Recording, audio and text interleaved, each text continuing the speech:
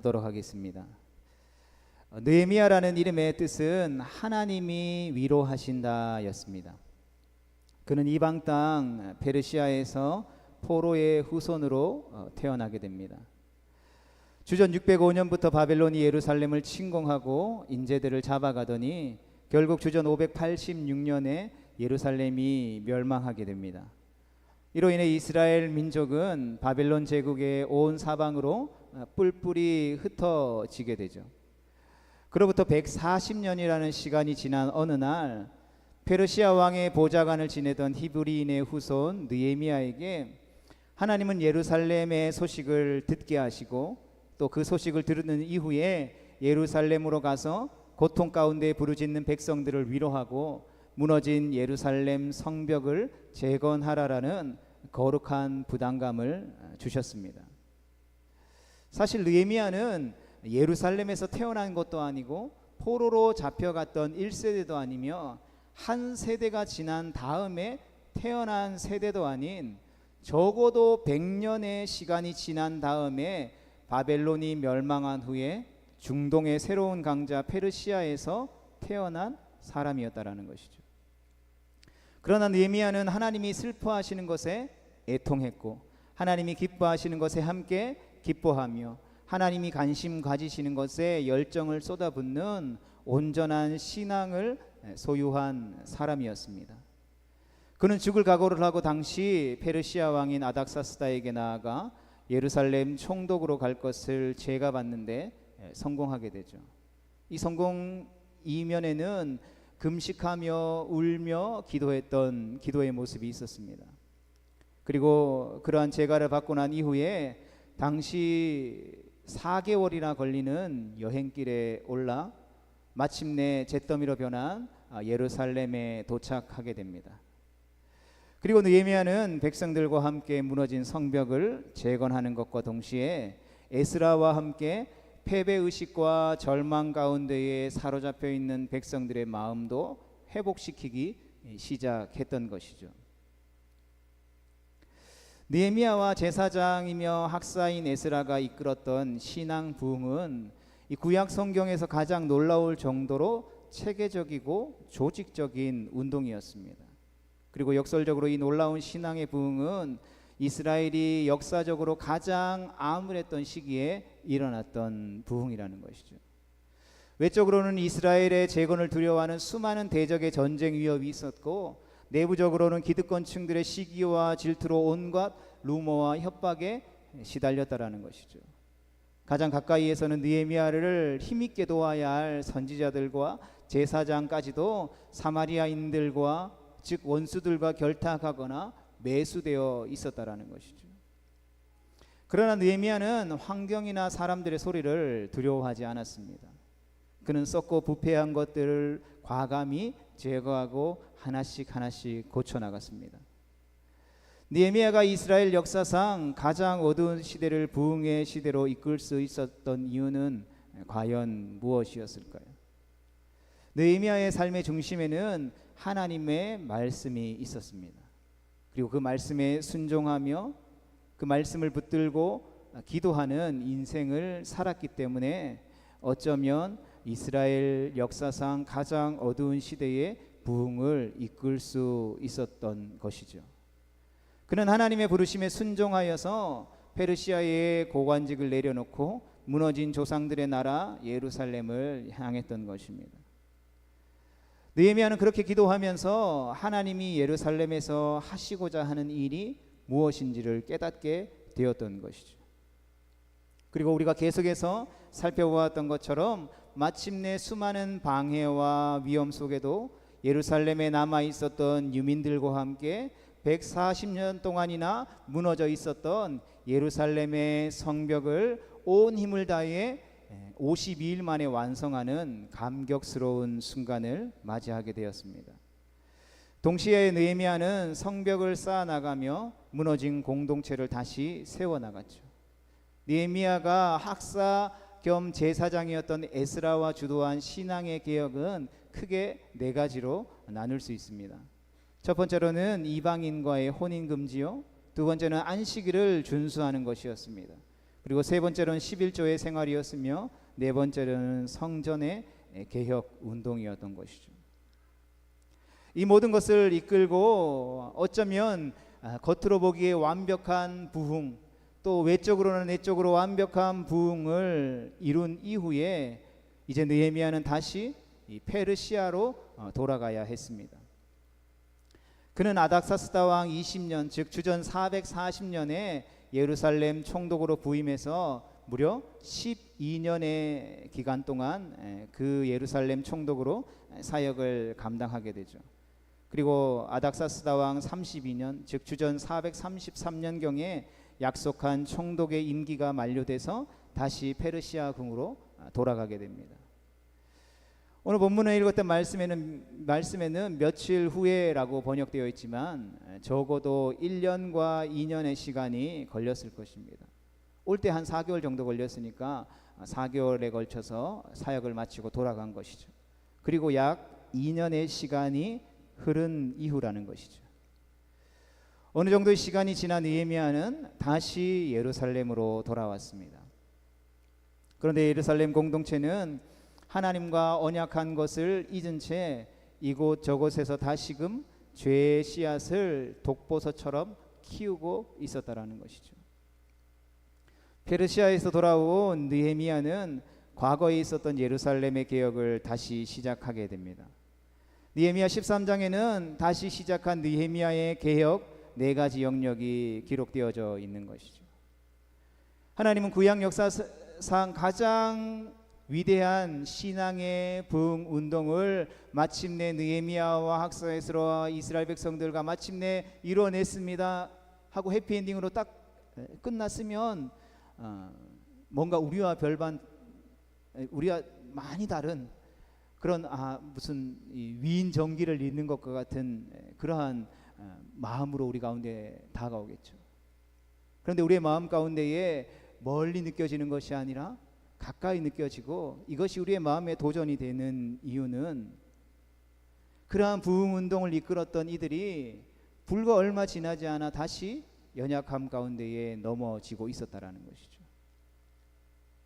그러하기에 느헤미야가 다시금 예루살렘으로 돌아와서 일으켰던 이 개혁에 대해서 오늘 말씀을 살펴보면서 오늘 이 시대를 살아가는 우리의 삶과 교회에 몇 가지 도전이 되기를 축복합니다. 그리고 그 도전에 우리의 삶과 주님의 몸된 교회를 돌아보므로 주님이 이 시대 가운데에 기뻐하시는 주님의 몸된 교회 공동체로 함께 세워져 가기 위해서 우리 안에 다시금 개혁되어져야 할, 우리의 삶 가운데 매일매일 개혁되어져서 하나님 앞에 온전히 서야 할 부분들이 무엇인지를 깨닫고 또 그러한 개혁을 기쁨으로 순종하며 나아갈 수 있는 은혜의 시간들이 되어질 수 있기를 주님의 이름으로 축복합니다. 첫 번째로는 성전 정결, 즉 예배입니다.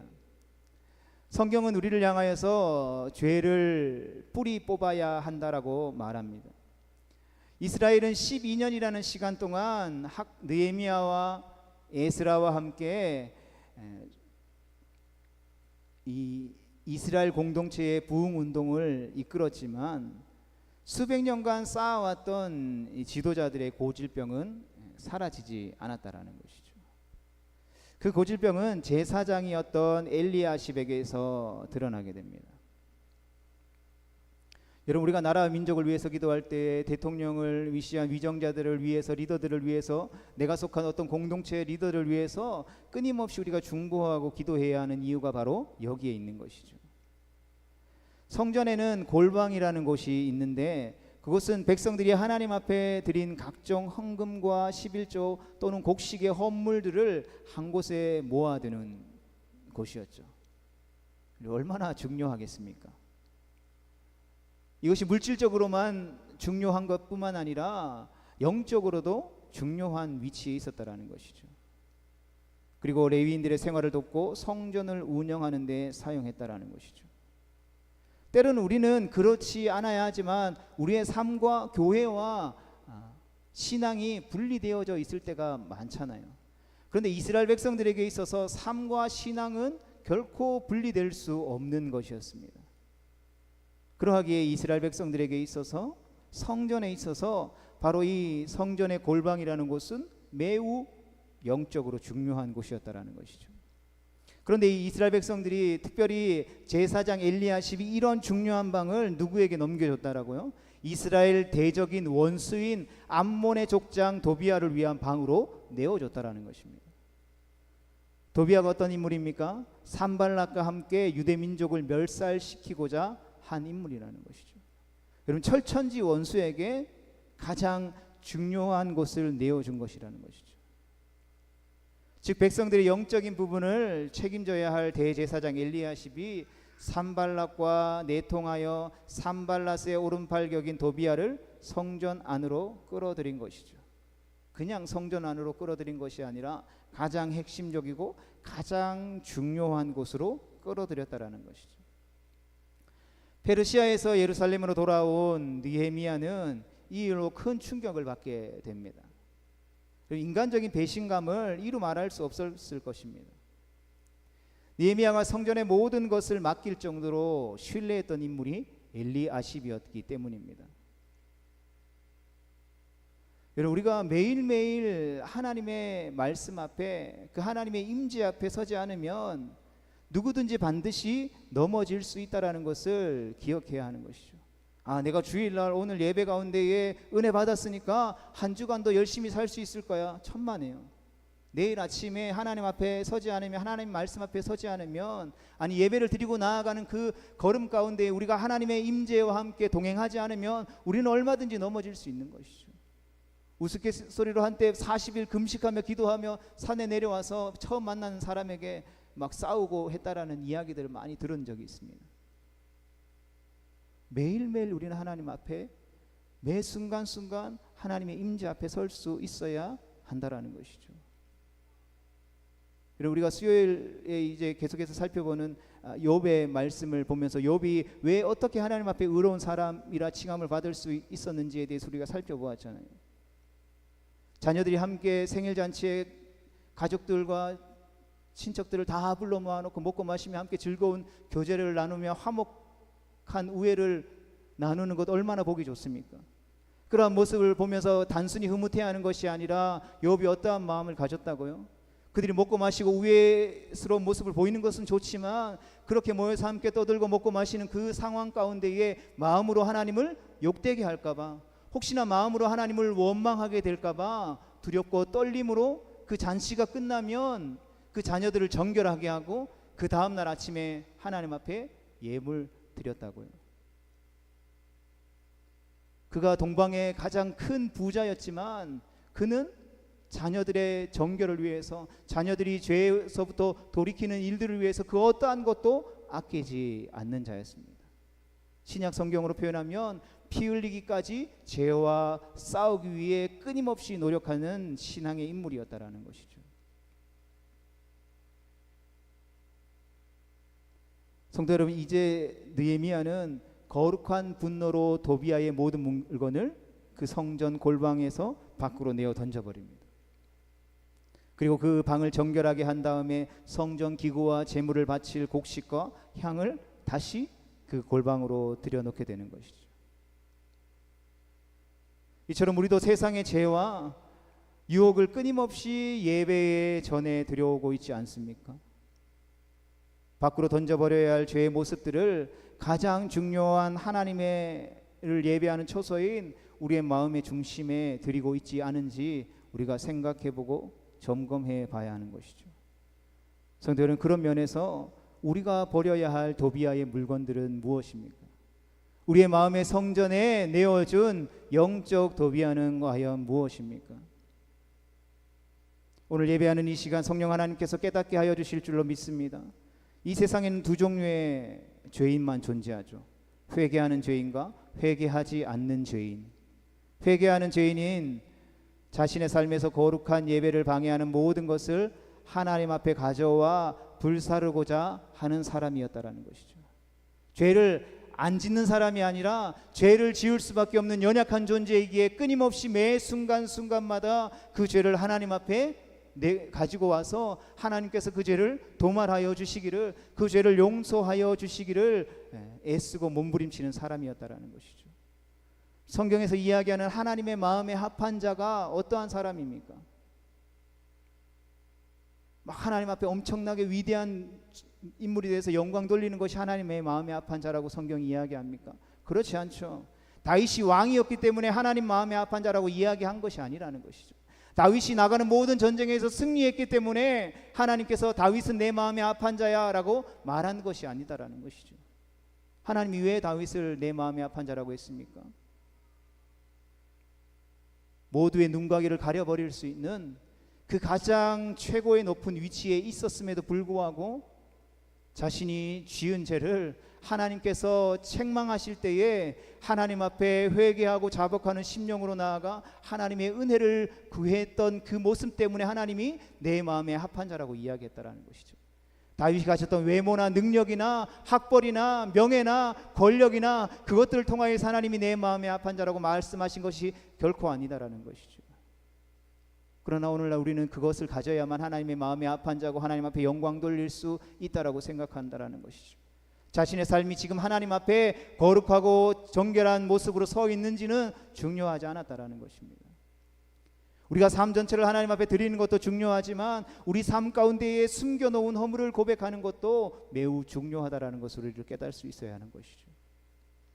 오늘 예배하는 이 시간 성령 하나님께서 우리의 삶 속에 성령의 빛으로 조명하여 주셔서 반드시 제거해야 할 죄를 깨닫게 해 주시기를, 깨닫게 해 주실 때에 하나님께서 은혜 주심으로 말미암아 회개함으로 우리의 예배를 다시 한 번 더 거룩하고 정결하게 세워가는 우리 모두가 되어질 수 있기를 주님의 이름으로 축복합니다.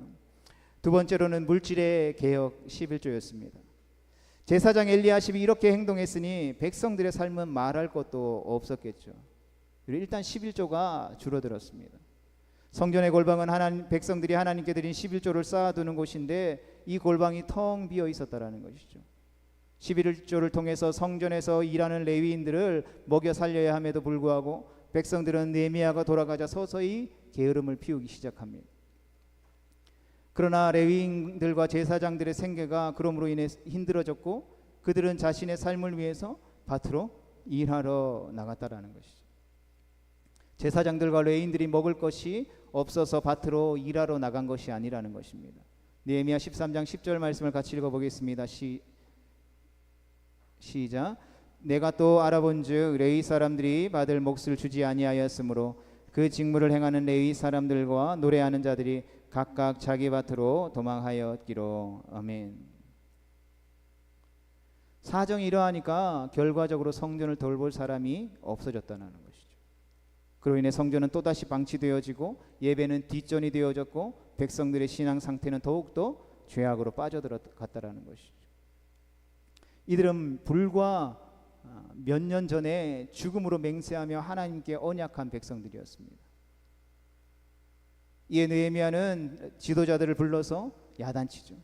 그리고 다시 골방을 채우고 레위인들을 불러 모으게 됩니다.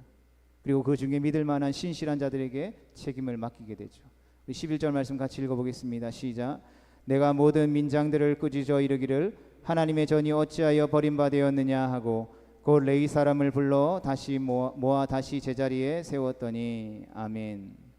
이런 물질의 재물의 10분의 1을 하나님 앞에 드리는 것은 하나님의 자녀됨의 기쁨과 감사의 고백인 것이죠. 고린도후서 9장 7절 말씀 같이 읽어보겠습니다. 시작. 각각 그 마음에 정한 대로 할 것이요 인색함으로나 억지로 하지 말지니 하나님은 즐겨내는 자를 사랑하시느니라. 아멘. 또한 첫 열매를 드림은 하나님의 주권을 인정한다라는 증거인 것이죠.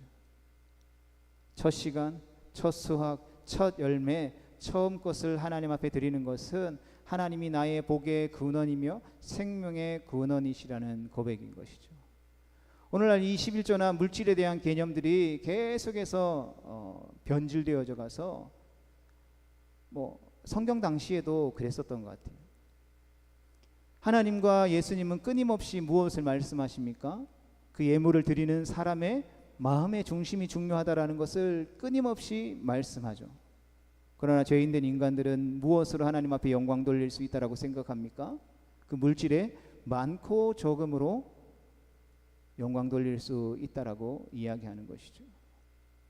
그런 관점이면 총명인 하나님 앞에 영광 돌릴 수 없죠. 승리가 어떻게 하나님 앞에 영광 돌릴 수 있겠습니까? 예배하러 나올 때에 물론 부모들이 예물을 드리겠죠. 대신해서. 자기가 직접 드리나요? 예물 드리는 것에 대해서 많음이 있을 수 있을까요? 그럼 하나님이 기뻐 받으시는 예배를 드릴 수 없는 것일까요? 우리가 이 사실에 대해서 분명히 깨닫고 잘 알고 있으면서도 내가 내 삶에 그것을 적용할 때는 더 많이 해야지. 더 많이 해야 하나님 기뻐하시지. 많이 하시면 하나님 기뻐하시죠. 그렇지만 많이 하는 것보다 더 중요한 게 무엇이라고요? 그 마음의 중심에 하나님을 향한 신앙의 고백이 온전히 있느냐라는 것이죠. 우리가 하나님 앞에 물질 드리는 것은 우리의 신앙을 고백하는 것이지 내 물질을 하나님 앞에 자랑하는 것이 결코 아니라는 것이죠. 물질이 없으면 하나님의 일을 못하는 것입니까? 물질이 없으면 하나님 영광 받으시지 않는 것입니까? 왜 우리의 마음의 중심에 하나님을 향한 온전한 신앙의 고백이 왜 물질의 많고 적음으로 변질되어져 버리고 있느냐라는 것이죠. 하나님은 첫 시간 그것을 드리는 것을 좋아합니다. 첫 수확한 것, 많이 수확한 것을 드리는 것이 아니라 처음 수확한 것을 드리는 것을 중요하게 여기시는 것이죠. 뿐만이 아니고 첫 열매를 드리는 것을 중요하게 생각한다라는 것입니다. 그럼 나는 뭐 먹고 살아요? 처음 열매 이거 해가지고 계획을 해가지고 이만은 더 얻어서 하나님 앞에 드리면 하나님 더 많이 영광 받을, 이것이 인간적인 생각이라는 것이죠. 만약 우리가 10개의 열매를 얻었다고 생각해 봅시다. 정말 내 마음에 하나님을 향한 마음이 있어서 하나를 하나님 앞에 드렸다고 생각해 봅시다. 이후에 100개 드리는 것보다 하나님은 처음의 열매 중에 하나를 하나님 앞에 드리는 것을 더 기뻐하신다라는 것을 우리는 반드시 기억해야 하는 것이죠. 왜 그렇습니까? 그것이 내 삶의 주인이 하나님이시다라는 것을 고백하는 우리의 신앙 고백이기 때문에, 하나님이 허락하여 주시지 아니하시면 내가 결코 이 열매를 얻을 수 없다라는 것을 하나님 앞에 고백하는 우리의 신앙 고백이기 때문에 하나님은 그것을 기뻐하시는 것이죠. 그렇잖아요. 그래서 요즘은 그렇지 않지만 예전에는 자녀들이 취직해서 첫 월급 타면 빨간색 내복 부모님 앞에 사드렸잖아요. 그럼 부모님들이 내복 없어서 빨간색 내복 없어가지고 받았으니까 기분이 좋았을까요? 아니잖아요. 왜 그렇습니까?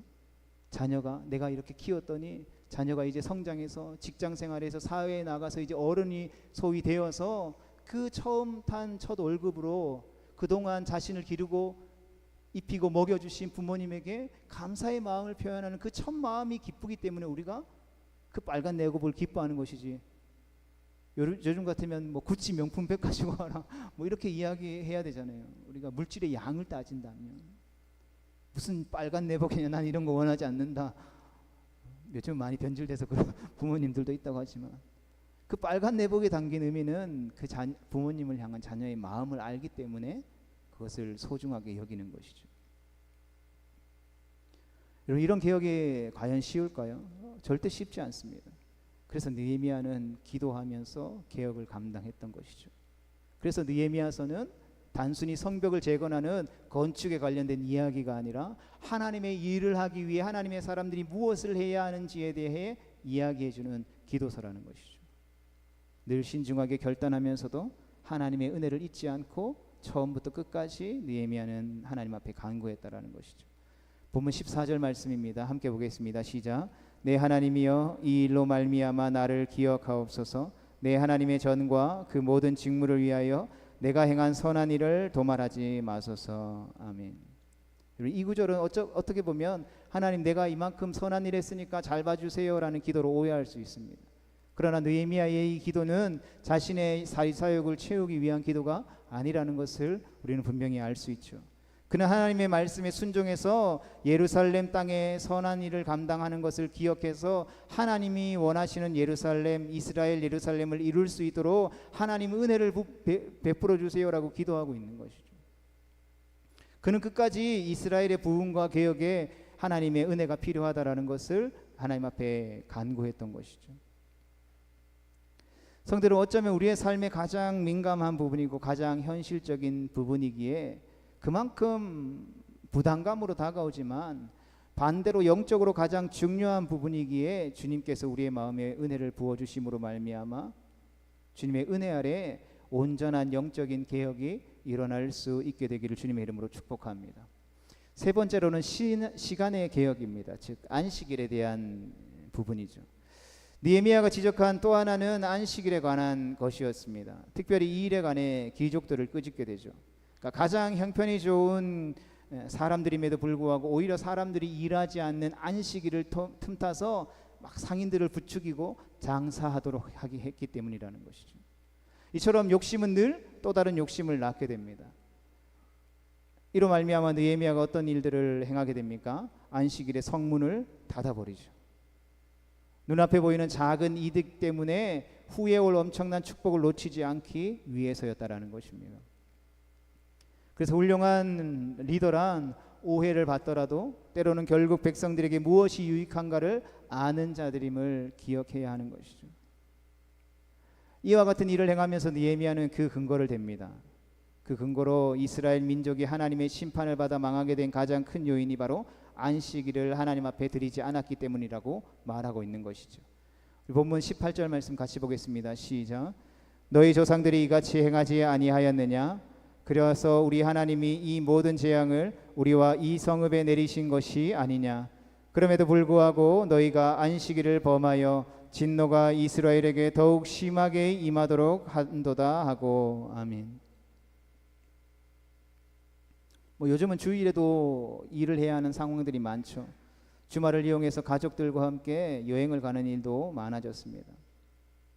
형식적으로 그렇게 해서는 안 된다라는 것을 말씀드리는 것이 아니라 그럼에도 불구하고 그 상황 가운데에서 하나님을 예배하기 위해 노력해야 하는 것이 중요하다라는 것이죠.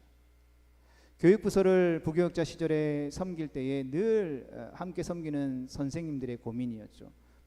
그중에 가족 집안이 모두가 다 예수님을 믿는 선생님들도 계시지만 대부분의 선생님들 중에 짝가정이 많았죠. 전사님, 목사님, 이번 주에 집안 행사가 있어서 빠질 수 없어서 가야 되는데 제가 맡는 반 어떡하죠? 늘 우리가 신앙생활 하면서 고민할 수 있는 그런 부분들이잖아요. 직장에서 출장을 가야 되는데 어떻게 해야 되나요? 끝까지 못 간다고 버텨야 되나요? 아니면 가야 되나요? 제가 가면 제가 맡고 있는 아이들은 어떻게 하나요? 제가 뭐라고 조언해 줬을까요? 집사님 가시면 안 됩니다. 목숨 걸고 주의를 지키세요. 이렇게 이야기하지 않았습니다. 가야 될 상황이면 가시라고 말씀드렸죠. 그러나 그 아이들에게 내가 왜 이 상황 가운데에 갈 수밖에 없는지, 그리고 가는 그 과정 가운데에 기도 제목이 있다면 무엇인지, 그 아이들이 함께 동력자로 서서 기도해 줄 수 있는 중보 기도자가 되어질 수 있도록, 그래서 우리에게 주어진 삶의 환경 가운데 어쩔 수 없는 상황들이 주어졌을 때에 그 어쩔 수 없는 상황 가운데 순응하는 것이 아니라 오히려 그것을 하나님이 기뻐하시는 방법으로 바꿀 수 있는, 변화시킬 수 있는 그 동력을 실어주고자 했던 것이죠. 어쩔 수 없이 일을 하러 가야 되는 상황입니까? 그러면 기도 제목이 있겠죠. 맡고 있는 아이들에게 이런 상황이 되었으니까 선생님이 일을 하러 가야 돼, 출장을 가야 돼, 그러니까 너희들이 선생님을 위해서 좀 기도해 줄 수 있겠니? 라고 이야기해 줄 수 있어야 한다라는 것이죠. 그리고 그분들에게 뭐라고 말씀드렸을까요? 예배 드릴 수 있는 상황이 되면 새벽 예배든 1부 예배든 2부 예배든 3부 예배든 찾아보면 예배 드릴 수 있는 상황이 있을 것입니다. 그 장소에 찾아가서 예배 드리세요. 그런 상황도 되지 않는다면 5분이건 10분이건 하나님이 부르신 그 자리 가운데 성경을 펴고 찬송을 부르고 말씀을 읽으면서 하나님 앞에 예배할 수 있는 노력을 하라고 권면드렸다라는 것이죠. 형식적으로 그렇게 해서는 안 된다라는 것을 말씀드리는 것이 아니라 그럼에도 불구하고 그 상황 가운데에 내가 하나님을 예배하기 위해 노력하고 있는지가 더 중요하다라는 것이죠. 주의를 지키기 위해 노력하는 근본적인 이유는 하나님이 나의 삶의 최우선이라는 중요한 믿음의 고백이 있기 때문이라는 것이죠. 여러분 아멘이십니까?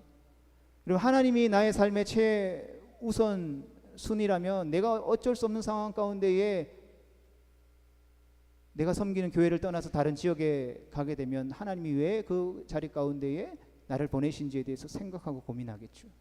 그리고 그곳에서 나는 부르신 곳에서 하나님을 어떻게 예배할지 고민하겠죠.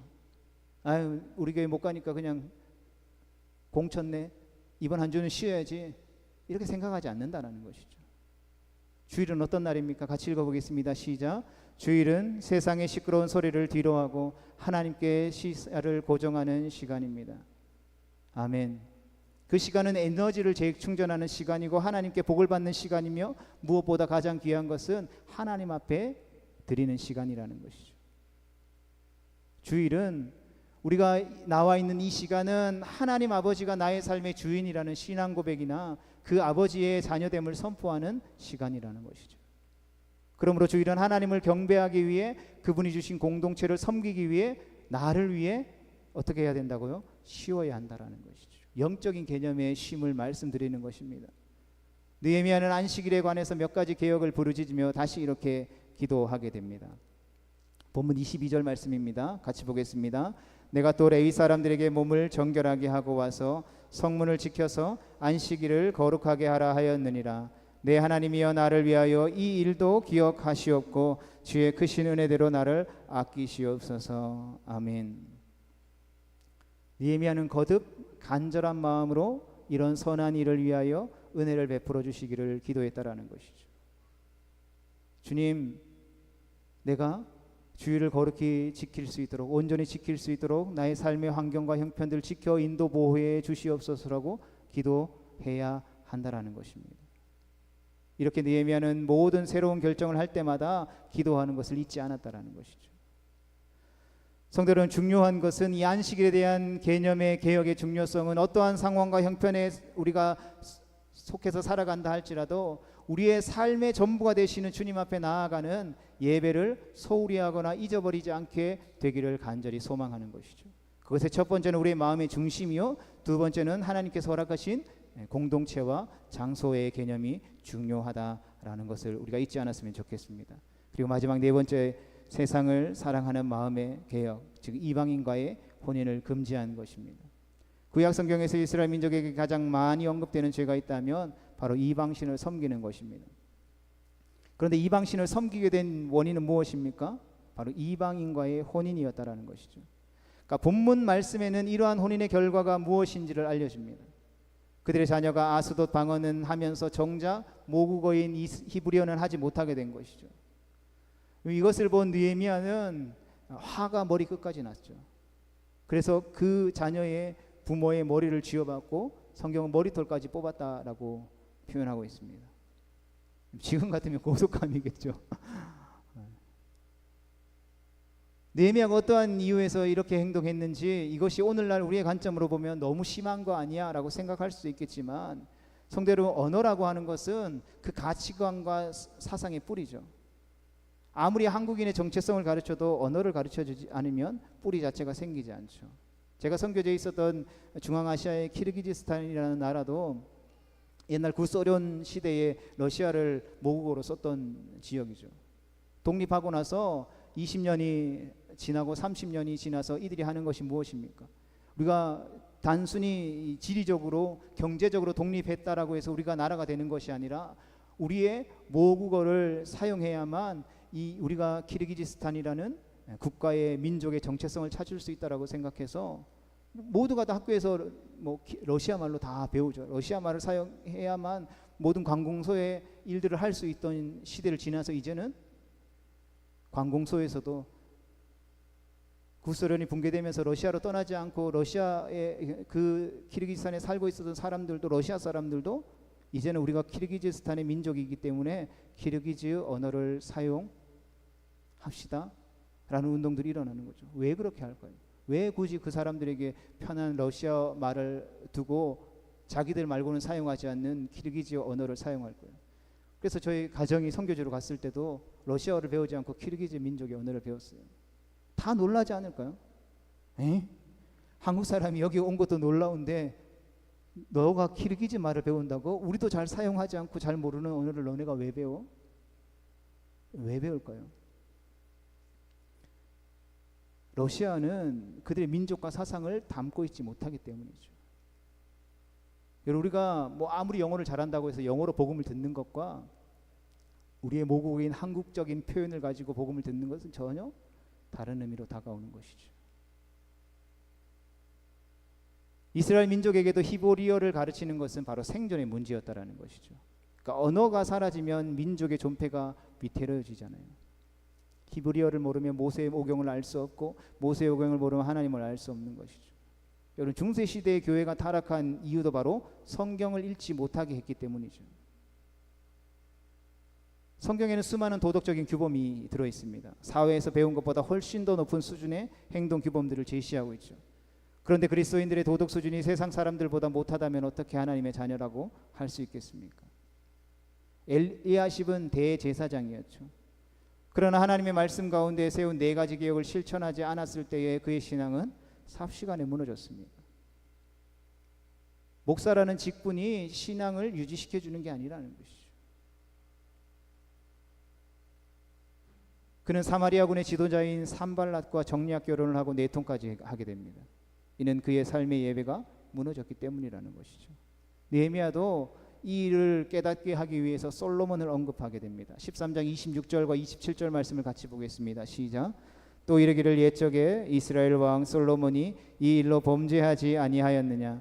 그는 많은 나라 중에 비길 왕이 없이 하나님의 사랑을 입은 자라. 하나님이 그를 왕으로 삼아 온 이스라엘을 다스리게 하셨으나 이방 여인이 그를 범죄하게 하였나니 너희가 이방 여인을 아내로 맞아 모든 큰 악을 행하여 우리 하나님께 범죄하는 것을 우리가 어찌 용납하겠느냐. 아멘. 자발적으로 수문화 광장에 모였던 이스라엘 백성들은 역사 속에서 반복되어지는 이와 같은 죄를 깨닫고 회개하며 순종하기로 생명을 걸고 언약했지만 그들은 또다시 넘어져서 똑같은 죄를 범하게 되는 것이죠. 이와 같은 현실에서 느헤미야는 다시 개혁과 예배의 회복을 부르짖었습니다. 느헤미야는 공동체의 강점은 말씀을 듣고 즉시 회개하여 행동으로 옮긴 것이죠. 느헤미야의 개혁은 이스라엘 백성에게 무너진 영적인 성벽을 다시 건축하자라는 외침이었습니다. 느헤미야 1장에서 페르시아에서 온 젊은 총독이 예루살렘 성벽을 재건하고자 했을 때에 백성들은 우리가 함께 일어나 이 일을 감당하자고 외쳤습니다. 우리는 공동체의 위기 때마다 순간마다 이 외침을 잊지 말아야 합니다. 그리고 다시 회개하며 행동해야 하는 것이죠. 반드시 삶의 밀접한 부분에서 구체적으로 실천해야 하는 것입니다. 그러한 은혜가 우리 모두에게 임할 수 있기를 주님의 이름으로 축복합니다. 성도 여러분, 지금까지 우리가 느헤미야의 말씀을 통해서 하나님께서 느헤미야를 그 가장 이스라엘 역사상 암울한 시대에 부르신 이유를 알아봤습니다. 그리고 그 시대 가운데 하나님께서 원하시는 것이 무엇인지를 보았고 그 하나님의 부르심 앞에 그 사명을 완수하는 모습을 살펴보았습니다. 하나님은 느헤미야를 통해 이스라엘 백성들을 개혁시키고 회복시켜서 그들의 공동체를 다시 세우고자 하셨다라는 것이죠. 그래서 느헤미야에게 1500km나 떨어진 예루살렘의 참담한 소식을 듣게 했습니다. 그러자 느헤미야는 자신이 태어나지도 않은 어찌 보면 자신의 형편과 자신의 상황과 전혀 상관이 없는 것 같은 조상들의 나라인 저 먼 예루살렘의 유민들이 이방 민족들에게 핍박을 받는다라는 이야기를 듣고 몇 달 동안 앉아서 슬퍼하며 금식하며 기도했던 것이죠.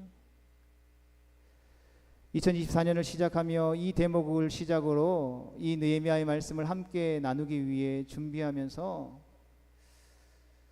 과연 자신의 모든 것을 떨쳐버리고 그 4개월이나 걸리는 시간 그 멀리 떨어져 있는 자신의 조상들을 향해 그 뛰는 가슴을 안고 자신의 모든 것을 내려놓고 갔던 느헤미야의 모습들을 보면서 오늘 이 시대를 살아가는 나의 가슴을 뛰게 하는 것이 무엇인가를 다시 한번 더 주님이 질문하고 계시다라는 마음의 감동을 받았습니다.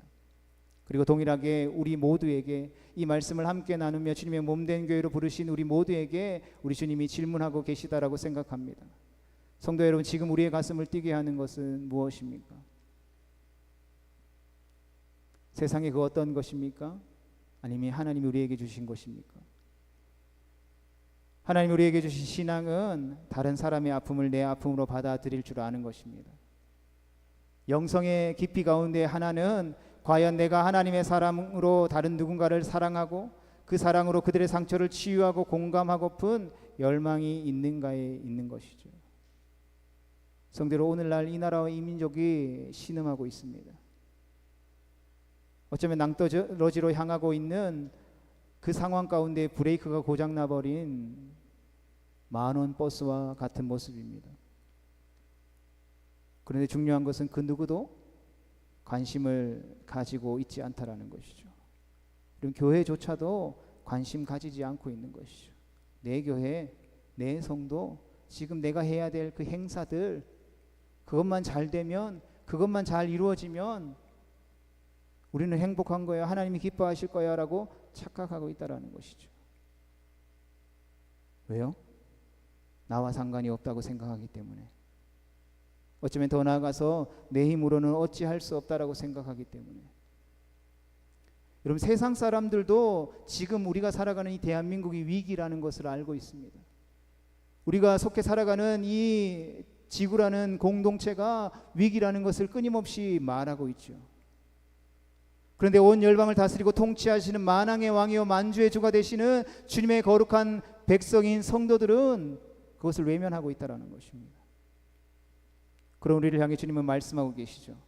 할 수 있거든이 무슨 말이냐? 믿는 자에게는 능히 하지 못할 일이 없느니라. 아멘. 성도 여러분, 교회 공동체는 그 일을 위해서 모였다라는 것이죠.